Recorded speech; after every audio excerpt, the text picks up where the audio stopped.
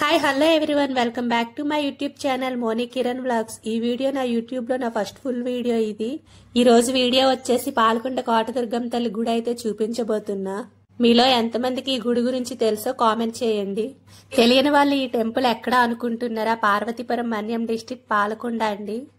నాకు చిన్నప్పటి నుంచి ఎంతో ఇష్టమైన దేవత ఈ తల్లి. నాకే కాదు ఈ చుట్టుపక్కల విలేజ్ వాళ్ళకి ఈ తల్లి అంటే చాలా నమ్మకం. నాకు ఎప్పుడు ఏ బాధ కలిగినా ఫస్ట్ గుర్తొచ్చే తల్లి అయితే ఈ అమ్మవారే. మేం సంక్రాంతికి ఎప్పుడు వెళ్ళినా ఫస్ట్ వెళ్ళే టెంపుల్కి అయితే ఈ టెంపుల్కే. నేను ఎప్పటి నుంచో అనుకుంటున్నా యూట్యూబ్లో ఏ వీడియో ఫస్ట్ పోస్ట్ చేయాలన్నా సరే అమ్మవారితోనే స్టార్ట్ చేద్దామని. ఈ రోజుకి ఇదైతే అయ్యింది.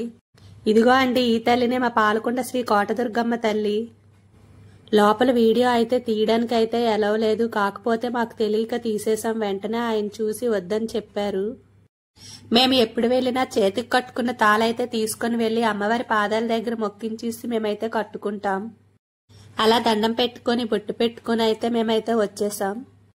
మేము ఎప్పుడు ఢిల్లీ నుంచి వచ్చినా కొంత బొట్టునైతే తీసుకుని వెళ్తాం. డైలీ నైట్ టైం పడుకునే ముందైతే పెట్టుకుంటాం. మీలో ఎవరికైనా ఈ టెంపుల్ గురించి తెలియకపోతే వెళ్లి విజిట్ చేయవచ్చు. చాలా నిజరూపం గల తల్లి. విజయవాడ కనకదుర్గమ్మ తల్లి తర్వాత మా పాలకొండ కోటదుర్గమ్మ తల్లి అని అయితే మేము నమ్ముతాము. ఇప్పుడు చూస్తున్న ఈ వీడియో అయితే నెక్స్ట్ డే మా బాబుకి అమ్మవారి దగ్గర మొక్కు తీపించాము.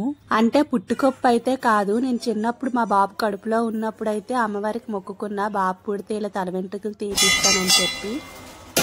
సో అందుకే మా బాబుకి అయితే ఇంటి దగ్గర మా దేవుడింటి దగ్గర పుట్టు వెంట్రుకలు అయిపోయిన తర్వాత ఇప్పుడైతే నా మొక్కు అయితే తీర్చేశాను. ఇలా అమ్మవారి దగ్గర అయితే కొబ్బరికాయ కొట్టి తర్వాత అయితే మొక్కు తీపించాను. బాబు అయితే అస్సలు అల్లరి చేయకుండా చాలా నీట్గా అయితే తీసుకున్నాడు. ఇంకా అక్కడ గుండు చేపించాక అక్కడే పక్కన ట్యాప్ ఉంటుంది, అక్కడే స్నానం చేయించేసాం బాబుకి. అమ్మ అయితే గుండు కొంచెం మంట పెడుతుందని చెప్తే కొంచెం గంధం అయితే పూసింది.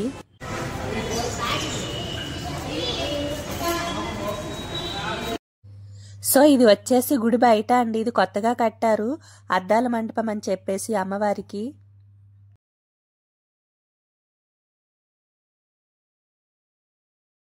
దీని లోపల అమ్మవారి ప్రతిమ అయితే ఉంటుంది, ఉయ్యాల్లో ఊగినట్టు.